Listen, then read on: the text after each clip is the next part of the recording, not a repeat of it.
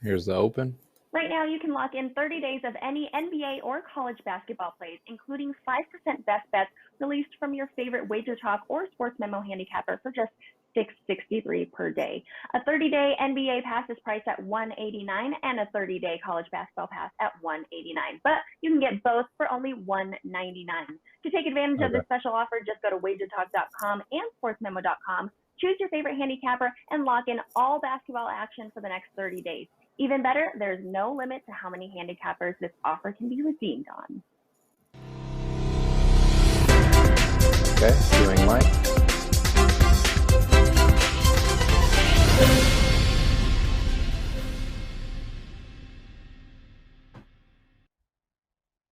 And welcome in. We are back here. It is the NBA Tip-Off Show on this June the 6th, 2021. I'm Joe Ranieri, guys, powered, of course, by our friends at WagerTalk.com, SportsMemo.com. Can't thank you enough for hanging out with us here today.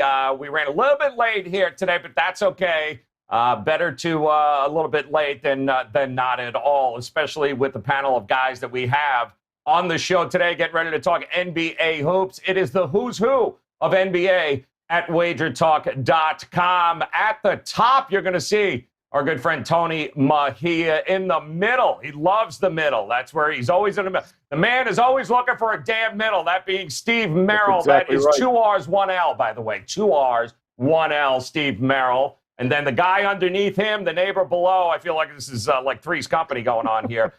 We've got Rob Vino, Mr. Rob Vino, making a return appearance. Gentlemen, thank you very much for stopping by. By the way, 4 games on tap today that we are going to be covering for you guys. We're going to talk Bulls, Kings. We're going to talk Houston and Indiana, Utah, the Knicks, and the Sixers. Wizards are on tap. First game, of course, will be our Contrarian player today. We'll get that into just a minute, but let's welcome in Tony Mejia, man. Welcome back to the show. And Tony, nice to see you again, my friend. Talk to us. How was your night last night in the NBA, and what do you have going on at Wager Talk today, man? Well, Joe, thank you for having me. I am, I guess the basketball gods finally smiled on me late, but I had a rough start in college hoops, and that was compounded by the Jazz and the Nets going over the total by a half point on true Landry Shamet free throws with like 20 seconds left. And then the losing team actually dribbles out the clock, which you never see in the league. So it was a rough start.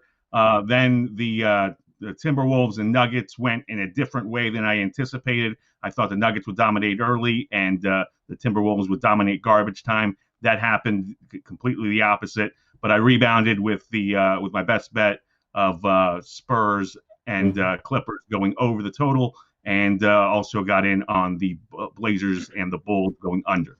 Yeah, I was interested again. Not a lot of people, lower scoring game than a lot of people thought it would be, barely creeping to 100, but doesn't take much to win. It's still a W.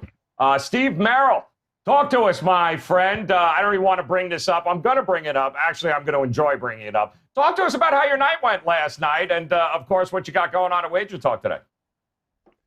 2-1, 1-1-1, 1-2. Could have gone in either of those directions. It's interesting you talked about middles because my one NBA play last night was the Jazz over the total, and Tony counted it as a win. Basically, all my clients got it as a win, but it's the official record on Wager Talk. It's going to be a loss because I did the responsible thing. I got it up nice and early in the morning at 226.5, and it went down to 225.5, 225 basically the rest of the day. So everybody won, which is good, but I had to count it as a loss still.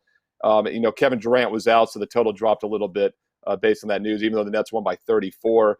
Hey, but still a great basketball season, as you know, Joe. College hoops split out, went 1-1, and I'm still 18-6 on the season with college hoops. I've got a college hoops best bet and an NBA side, which is on a 75% run.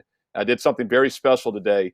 2 plays for $29. Normally it's $50 for both. $29 gets you both sides at WagerTalk.com right now.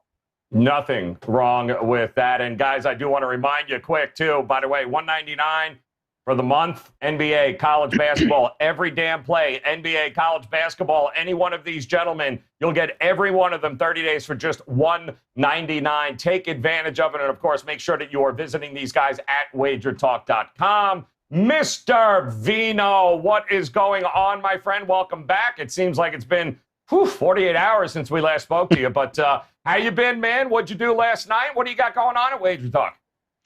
Last night was a pass, so I can't say good or bad from last night. The last time we talked here on this show, we left you with the best bet of Miami over Oklahoma City.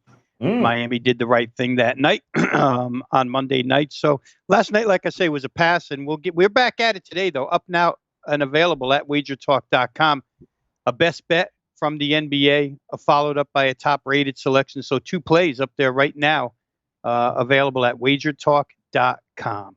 Love it. All right, guys, want to dive into some of these games. If you're just new to us here at the NBA Tip-Off Show, we have a couple of different segments that we're putting in. We'll have 2 full game breakdowns that we'll do, but we like to take a look at how the market is reacting to some of these games. So we bring you our contrarian play of the day, and we base this upon what we're seeing the market do when it comes to tickets versus money. And I think one of the games on the board here tonight, guys, that most people seem to be in agreement with is the Sacramento Kings at home taking on the Chicago Bulls. Certainly earlier this morning and early afternoon, it was just all Kings. It was all coming in Kings. Not a lot of love for the Bulls at this particular point, and I'm still seeing a majority of the money coming toward. We're seeing the line move towards Sacramento, and that's because of the percentage of tickets.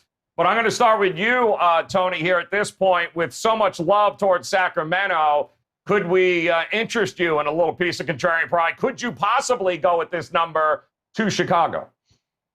I could, because Otto Porter played really well last night, and I think you'll see him play a big role tonight. But the Bulls are shorthanded, so I can understand the love for the Kings.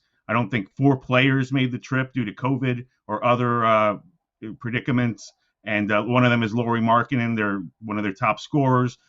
Kobe White really stepped up last night, actually had 10 rebounds to help fuel a big comeback that nobody saw coming against the Blazers. So they're coming in hot. They've actually won their past few games. Billy Donovan's got them playing well despite their plight. And Sacramento, I just can't trust them. So you could see me on this game. I'll dive into those later. Like I explained yesterday, I typically wait on the NBA. I try to get 1 play up early just so everybody knows it'll be a package, and then I load up as I see information come in. Awesome stuff there. Now, Steve, let me ask you something. We do these contrarian games because we sometimes like to see, so much love, so much money towards one team. There gets to be a point where now the value switches here. So to you, is there any value on this contrarian Chicago Bulls team tonight? It's interesting, Joe, because, of course, that NFL video you and I do each week, has been very successful this year, playing against the most public NFL sides each week. It went 16-4 the 7 weeks to finish the season that I did it. NBA is a little different. I do follow the contrarian angles closely in all sports, but there's a lot more sharp money than there is public money in the NBA. The NFL is loaded with square money on the weekend. In this game, although we saw some tickets come in on Sacramento, I do think some of that was sharp money, and it only moved basically from 6 to 7. So that's not enough to get me on the Bulls all of a sudden. Now, they have won 4 out of 5 straight up, 5 out of 6 against the spread. Kings have lost 4 out of 5 straight up. That would scare you. So I do think Chicago actually could be more of a public side than we realize. I think Sacramento's probably the sharp side in this game. I got to ask you, Rob, too. It was funny. Donovan, after the game last night, was even like he was shocked they came back in the second half and won with how Portland was kicking their butt. But he said all the right things. I think we found a little something. The guys really took that next step. So they've been hot here. Do you trust them enough in this spot with 7 points to be able to go in that direction? Yeah, I'll say this, Joe. No, 7.5 points is not enough to put me in the Bulls' direction. And I'll reserve all my comments and analysis because I'm going to give this out in the best bet section. Love that. All right, let's dive into a couple of these primetime games that we've got here. We'll start with the Rockets and the Pacers here tonight. Rockets opened up as a 2-point dog. Indiana, 226 total here. That's what it opened up at. And I'm starting to see that as we look here, 220. 225s, 225s and a half at this particular point, hovering between 2 and 2.5 is what we're seeing. So, Rob, I'll go to you first here, my friend. Rockets, Pacers, who do you trust more in this very small number? I would probably trust, just, on paper teams, I would trust Indiana more at this point, certainly. A couple of differences here, Joe, kind of in the same area where Indiana, after that win Monday night against New Orleans, a miraculous comeback, by the way, in the late seconds of that game. I think they hit a pair of threes within the last 9 seconds to force overtime against the Pelicans. But after that game, boy, oh boy, the amount of affection shown by Victor Oladipo and Malcolm Brogdon toward their head coach, first-year head coach Nate Bjorkgren, was unbelievable. I mean, Brogdon called him the best coach in the NBA. Now, I don't say that's unbelievable because I don't believe that, they think he's the best coach in the NBA. But to come out and to a man this early in the season, show that kind of regard for a guy who's coached your team for a few practices and 6 games is really, I think, something special as far as cohesiveness goes with a team. The Rockets are kind of the other way right now. They're still trying to find themselves.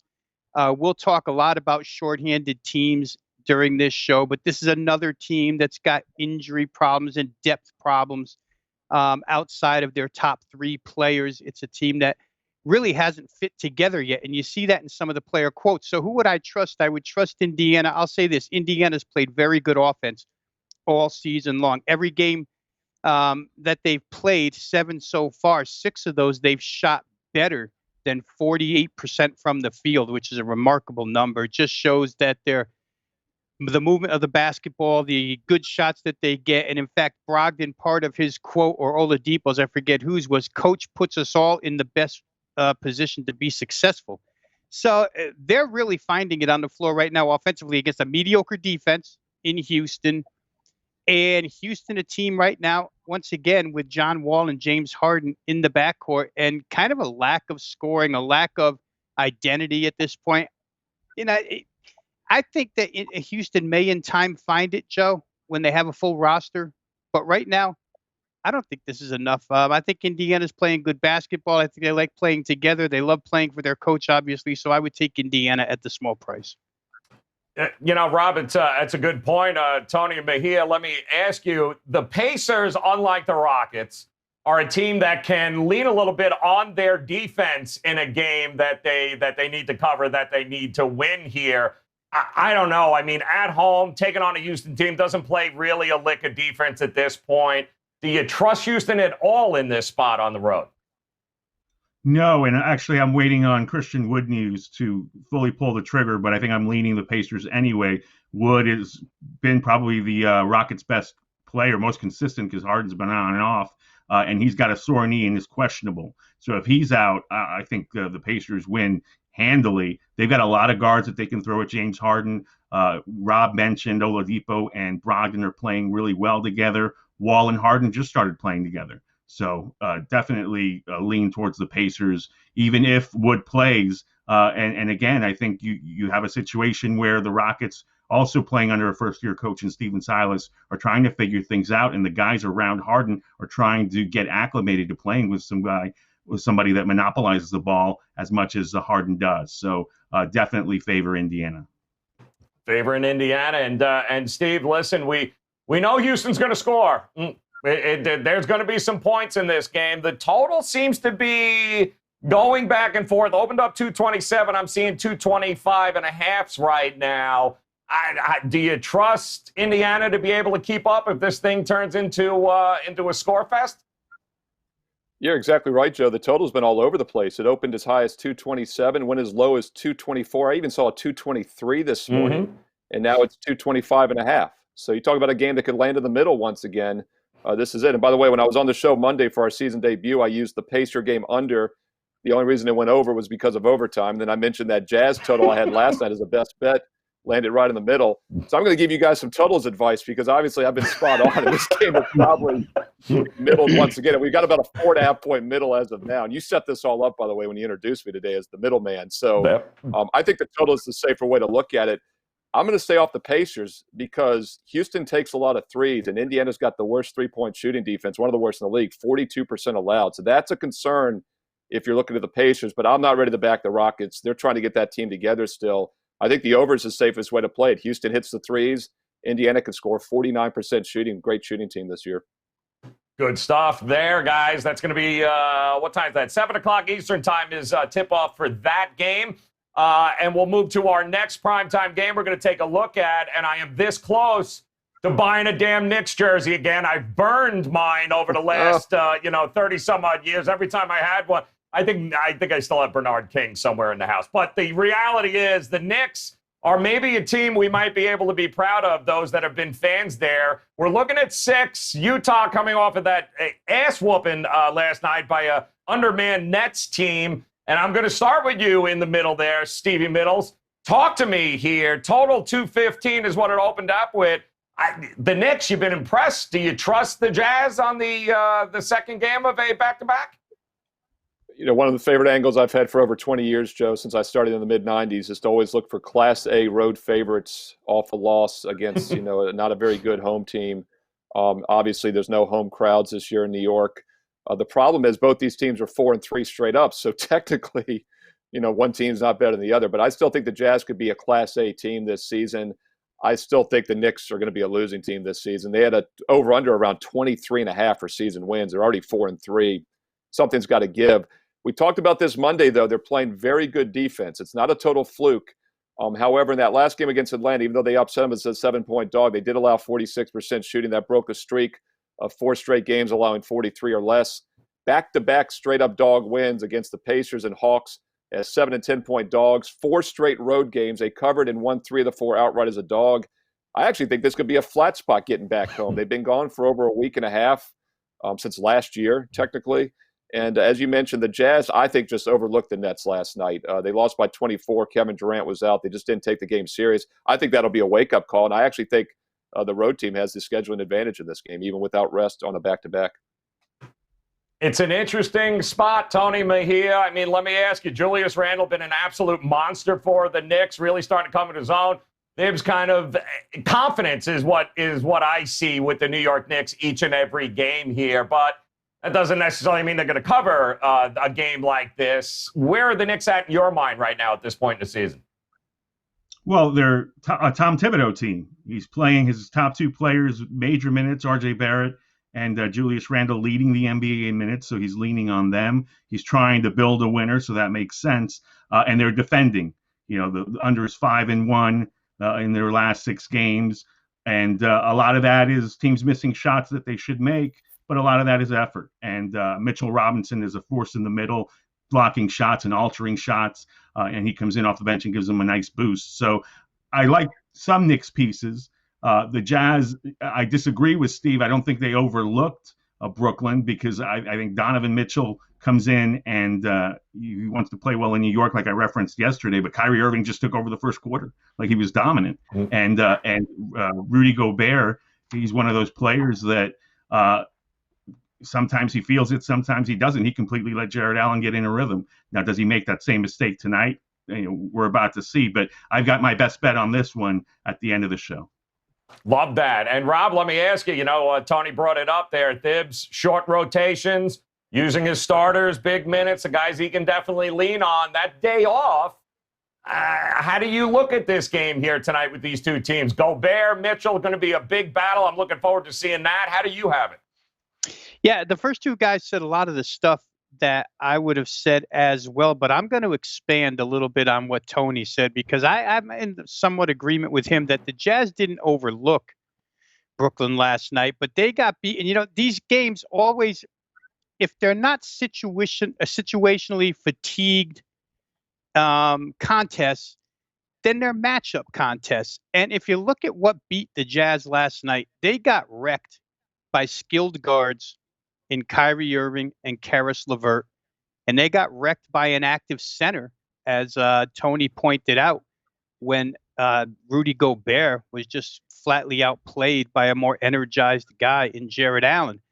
But I don't know that the Knicks possess those parts. I mean, skilled guards to the degree of LeVert and Kyrie on the Knicks, not so sure. R.J. Barrett fits that bill. He's their best guard. And I don't know that Mitchell Robinson is the kind of extreme active forward that Jared Allen is. I think Mitchell Robinson plays more into the low post type of guy Rudy Gobert is. So I like the matchup here for the Utah Jazz. Last night, the Jazz bench gets destroyed 66-38, which was a problem. The Knicks tonight, again, we'll talk about shorthanded teams, but Alec Burks, now in a walking boot. They haven't had him the last couple of games, but his 21 points a game won't be there tonight. Reggie Bullock, who was starting at small forward, won't be involved tonight. Nerlens Noel is questionable for tonight. So that bench gets extremely thin for the Knicks. They've shot over 50% in 2 consecutive games. And I don't think you need to be a brain surgeon to know that the Knicks don't have a roster to shoot over 50% game in and game out. I think those numbers come down. I think the frustration verbally shown by Donovan Mitchell after the game last night about being a 4-3 team and inconsistent, and him saying, I hope this was a jolt for our team. I think they bounce back pretty strong here tonight. So I would lean Utah. Love that. Way to go, Stevie Middle, by the way, opening it up and getting elbowed by both Tony and Rob there with your comment on Utah. But hey, that's all right. I digress. We'll move on here. I do want to remind you, Stevie Middle, Tony Mejia, Rob, Vino, all available for you guys. One spot, WagerTalk.com right now. And I love this New Year's promotion, guys. An opportunity for you to jump on college hoops and NBA for 30 days from these guys. Every play for the next 30 days in the NBA and college hoops, and these guys have been crushing it. You have the opportunity right now to grab all those plays for just $1.99. I would certainly consider taking advantage of that. If you are new here to Wager Talk and the show, these are definitely 3 guys when it comes to college basketball and the NBA you are going to want to take a look at here, partner up with, and make 2021 a damn profitable start to it. That is for sure. All right, guys, let's take a look here at a little overtime, another segment on the NBA tip-off show that we bring you. We try to take a look at the game that either has the highest total or seems to be steamed up the most during the day. And guys, early on when we made the decision here, you got to look at the Wizards and Sixers. It opened up at 231, 230.5. I'm seeing 234.5, 235s right now. So, Tony, I'm going to start with you. Shocked that we're looking at over 235 points possibly in this game with these two teams? A little surprised. I mean, the 76ers play defense. That's what Doc Rivers has gotten them to do. I think people are falling in love with the fact that we have tremendous players in this game. Russell Westbrook's going to push, and Bradley Beal has been playing great alongside him. And they got Rui Hachimura back. And since they got Hachimura back, I think they've cracked 130 points a couple of times. And they certainly look more fluid in offense. And Thomas Bryant, his strategy against Joel Embiid has always been to make him run the floor. But Joel Embiid is part of this game, and he's a great rim protector. And Ben Simmons is one of the better, longer defensive guards in the league. So I would definitely lean towards the under here. I'm not surprised that the total is going as high as it is, but we do have Philadelphia at 6-1 against the total going on. So from that standpoint, a lot of respect for the Wizards. Yeah, it's big. It's interesting, Rob, because Philadelphia not necessarily has the market not caught up with this defensive effort by Philadelphia to this point. We know Washington can score, but are you a little shocked at where the number is right now? Well, it could be due to the list of opponents that Philadelphia's played to, right, Joe? I mean, you've played New York, Toronto, Orlando, and Charlotte twice in holding teams to very low field goal percentages. Those teams are not a who's who in explosive offensive basketball. These two teams did meet once already, right? They played the first game of the season. Yep. Game hits 220. As Tony mentioned, that was the game without Rui Hachimura for the Wizards. And it was also a game where Philadelphia had yet to find their offense. As much as we're talking about their defense, let's not disregard how many points they're putting up. And here, they're going to get an ultra soft defense. So I think maybe, I'm not doubting their defensive ability. I think the numbers are as low as they are because of the level of competition from an offensive standpoint. This team brings explosiveness like none of those do. So I could see this thing. I think 231 was a great price. We used to joke a little bit last year on the show about 240 being a cutoff line. Perhaps with Washington, 240 will become a cutoff line. I'm not sure. But I don't see Philly having any problem getting theirs. And I think Washington's going to push them to the limit as well. So I can see the movement, yes. All right, love it. All right, Stevie Middle, 2 Ds, 1 L. Let's hear it. What are you going to do to piss and Rob and Tony off now? Go on, man. Bring it. Talk to me. You mentioned earlier today on Wager Talk today also, you talked about sometimes the markets not being there yet, not catching up. How do you view this? Yeah, the game that really applies to, maybe we'll get to, is that Raptors-Kings game. By the way, Ski was going to be on today. I filled in for the last second. He pulled a hamstring getting those 4 points, Joe, at the YMCA. No excuses. No excuses. So, Let's go, Middle. That's what I told him. I go, hey, look, you got 2 legs. You should still be on the show. But he's going to heal up for tomorrow and Friday. He said, Rob, you might have to have Teddy knee you those 3-point passes. So you're going to be 1 for 10 in your game tonight. But we'll see what happens. But, yeah, Ski did talk about this game as well. So if you'd like 3 picks from Ski Profit, as we all should, check out the Wager Talk Today replay on YouTube that we did earlier today for Wednesday. Yep. Some good NBA info from Ski. This game, I mentioned also to Ski, hey, look, 6 points looked like a short favorite. So both the side and total is a little strange to me. And the Wizards, one of the league to start the month. Sixers have been red hot. As you said, almost every game under but 1. Yet the total's high, the point spread's low. So something gives here. It's a very fishy setup for me. Rob brings up a good point about opponents played. But keep in mind, this total is pricey. They've only gone over 220 total points in 1 of their 7 games this year, and that was that first game against Washington, 220. Every other game's had less than that except for the 1 over. We'll see what happens tonight, but it's hard to say there's much value left. But I will say this, the Wizards can score. They shot 41% against Brooklyn 3 days ago, and they still had 123 points, and the game got to 245, and they only shot 41% for the game. Yeah, it's the Wizards. They're going to get some points here. Yeah, I'm with you. See, this is a little fishy to me, and it continues to go up, and the juice, obviously, to the over continues to rise. So it'll be interesting to see what happens there. I do want to bring up, because I thought it was a good point today on Wager Talk today that you brought up, and it's the kind of points we just never get from the Prez, which is why I'm glad you're on the show there in the morning. But we were talking about Toronto in that situation where the market just hasn't seemed to have caught up with. This is not a good team right now. They're playing Phoenix here tonight, and it opened up as a 1.5-point favorite for Phoenix. It's since moved up a little bit to 3. But, Steve, we'll start with you, and quickly I'll get you all of your thoughts on this Toronto team here who badly misses Ibaka and Gasol, still trying to figure it out, but the market just hasn't caught up yet. Yeah, we have John Ryan around in the 90s, and Joe, I do a lot with the financial stuff as well, and one of my favorite phrases that John used it is try not to catch a falling knife. And that's when a stock is plummeting. You don't try to guess the bottom because you can be wrong for another 10-20%. It's the same thing with the point spread team that's on a slide. Don't try to guess when they're going to turn things around, because you can be wrong another 5 or 6 games until you get that 1 win. And it makes a lot of sense with the Raptors. First of all, they're playing in Tampa this year, so they're totally disoriented. They have no hometown. They don't even have a home country right now.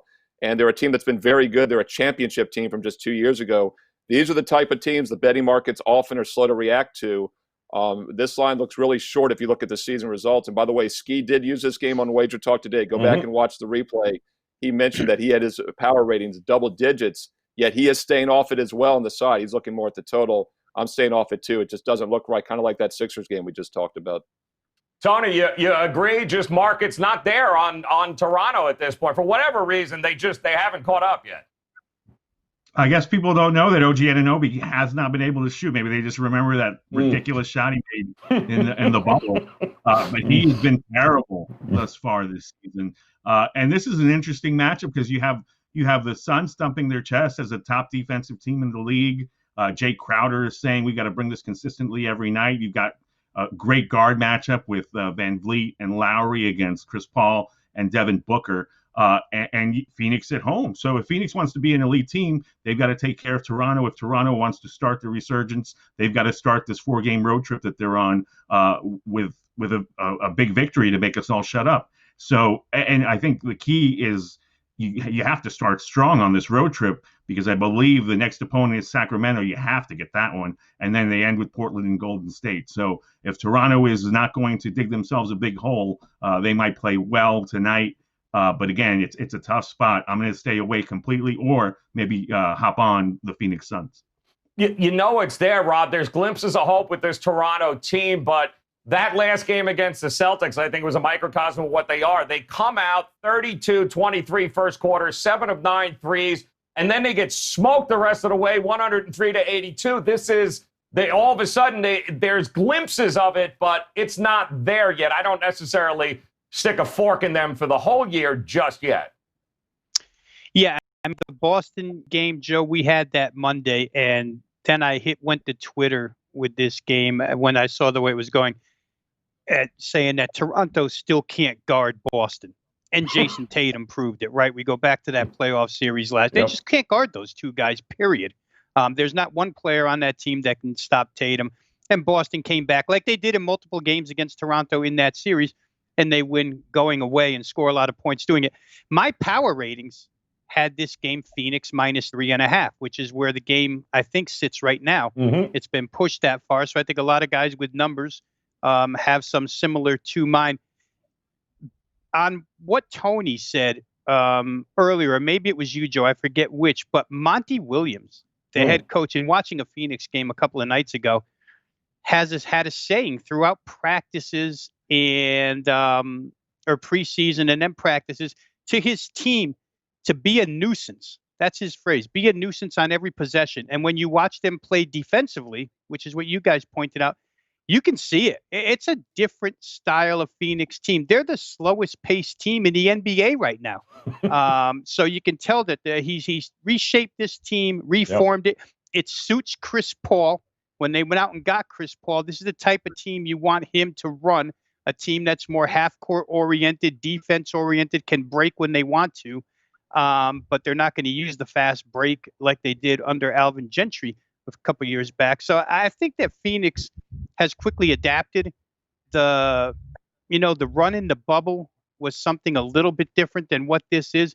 And you guys are right. Toronto's got to show up eventually. I think there's a little doubt, a seed of doubt in their heads right now. I read a quote from Kyle Lowry the other day, which kind of made me think, wow, maybe they don't believe they can turn this around. But it's still a veteran squad that's been there, done that. And I think mentally they can do it. The thing is, can they do it physically? Are they good enough to do it? I think another failure real quick on this Toronto side was believing that Pascal Siakam was going to be the number one to take over for Kawhi when he left. That certainly has not panned out. Yeah, remember those Kawhi comparisons, guys? How much fun was that? Yeah, no. Also, you talked about Van Fleet, too, had a couple of comments afterwards, like head in the hands going, like, I don't even know what this is. Like, I can't relate to this. Like, I have no idea what the hell is going on here. Well, we can tell you suck right now. All right, guys, let's go. It is time to take a look at a buzzer beaters. That's right, buzzer beaters. Now is the time to hit them. We're talking about best bets here tonight on the NBA card, and we love our buzzer beaters. We're going to start with Tony Mejia up at the top there. And Tony, we're going to put 60 seconds on the clock. Heaven forbid you make it past that 60 seconds, but go, brother. Tell us, what's your buzzer beater here for tonight in the NBA? Well, I'll put some pressure on myself to get through my best bet by begging Kawhi Leonard to please play tonight against the Golden State Warriors. I don't see it. Give us this early present 2021. We really want to see that game. All right, so we talked about the Jazz and the Knicks earlier, and my best bet for this show, and it's up at WagerTalk.com, and there'll be additions to it, is the under. And I really think that you'll see a determined Utah squad after really not starting the game the way they should have against Brooklyn. So we'll see the Knicks also with their short rotation have try to play a slower pace. And Tom Thibodeau will want this to be a low-scoring game. Give me the under, even though it's 1 point lower than I anticipated it would be. Look at that. With time to spare as he's walking it back, man. Talk about a step back. Damn. Way to go, Tony Mejia. Wow, is that the buzzers in my ear? Let's go. Stevie Middle here. 2 Ds, 1 L. Also a Merrill somewhere in there. 2 R's and an L. Either way at WagerTalk.com. All right, Stevie. Shot clock up here. You got 60 seconds. What's your buzzer beater? Best bet tonight? Yeah, Pat Sajak, I'll buy a vowel, please, with my extra time if I have any. But I will get my revenge on Tony Mejia and Rob Bino, because I do think the Jazz overlooked Brooklyn because they were down 35-14 after the first quarter. Don't tell me they got outplayed in just 12 minutes, where they did not come ready to play that game, and it was basically game off after that. And that means they're rested for tonight's no-rest travel situation in New York. We talked about this game earlier, so I'm going to dribble around a little bit here and run the shot clock down. I'm going Utah Jazz minus 7.5 for the reasons we mentioned earlier. I do think last night was just a bad start. They kind of called off the dogs after that, and they'll be ready to take advantage of a Knicks team that's now overrated after winning 3 out of 4 outright as an underdog on the road. Now return home. I actually think it's a bad scheduling spot for the Knicks, even with rest. It's a good spot for the Jazz to bounce back. Utah Jazz minus 7.5 goes at 7:30 Eastern, and I'm going to pass the ball with 8 seconds to go here to Rob Vino, and it was a crisp pass, so he better make the 3. Woo! Man, nothing but net here. Look at this, Vino. No pressure, Rob. Like, no pressure, honestly. He's actually gifting you an extra 8 seconds, except that doesn't work that way in the NBA. So talk to us, Robbie. How you doing it, man? Buzzer beater, best bet tonight. Which way you going? I'm going to use the extra 8 seconds Steve gave me to go to 23andMe and see if Stevie Middle is related to Tony Russian Middle. And then we really have something to talk about on this show. Don't you bring your karma on me, Rob Middle. Oh, good. I don't know if that, Steve, you better look into that, because if you and Finn are joined at the hip, listen, it's bad enough we got to deal with Finn tomorrow. Put 60 seconds back on the clock, damn it, already, Finn. I don't want any wasted time talking about Tony Finn. Go ahead, Rob. All right, real quick, I'm going to go to Sacramento minus the points here, guys. And I said earlier that NBA games generally either wind up as matchups or they wind up in situational categories. And for me, this one winds up in the situational category. Tony mentioned it earlier about the Bulls being shorthanded. They're severely shorthanded at this point in time, and it's their third game in 4 nights. It's their second of a back-to-back, and not only is it the second of a back-to-back, but you saw how hard they had to play that second half in order to win that game. Zach LaVine's 42 minutes were a hard 42 minutes. I'd expect them to have some tired legs here tonight, which will help Sacramento's lousy defense because maybe the Bulls fall flat on jump shots. It'll help the Sacramento offense with De'Aaron Fox on the accelerator against the bad Bulls defense. So, is Sacramento in normal circumstances 7 points better than the Bulls? No. Are they 7 points better than them in this situation? I think they certainly are. De'Aaron Fox had a lot to say about these Twitter comments by Marvin Bagley's father, but they say that's no distraction anymore. I think they'll get back to playing well here tonight against a tired Bulls team. Look at that with time left on the clock. Love it, gentlemen. Absolutely love it. Great job across the board. Tony Mejia, Steve Merrill, and Rob Vino. And a reminder, guys, WagerTalk.com. If you head there right now, you can get any one of all of their plays. In fact, 30 days NBA, guys, college basketball, get all their plays, just $199. Here's the recap. Merrill's going with the Jazz, and he's still throwing elbows at Vino and Mejia right now for their double team effort there a little bit earlier on the game. Vino going with the Kings laying the 7, and the Jazz and Knicks under 213.5. And good news, Tony Mejia, there seems to be, I don't know if the basketball guards are listening or what you did, but it does appear that a Kawhi Leonard active and ready to rock and roll for the game tonight. So good job there. That's it. Yep, fingers crossed. Very nice. All right, Stevie Middle, appreciate you filling in for Ski, my man, Rob Vino, Tony Mejia. Guys, head over to WagerTalk.com. Take advantage of the offer. 30 days, all access, NBA, college basketball, $199. Do it now. Hit that little bell in the upper right-hand corner. Hit subscribe. Come back. Join us again tomorrow. We'll do it all over again. But make it a profitable night in the NBA. Appreciate your time. Gentlemen, best of luck tonight. We will talk to you again tomorrow. Thanks again. Right now, you can lock in 30 days of Hakeem Profit's NBA plays, including 5% best bets for just $4.30 per day. A 30-day NBA pass is priced at $189, but you can lock in Hakeem's for only $129. Act fast, as the price is going back to $189 at the end of the week.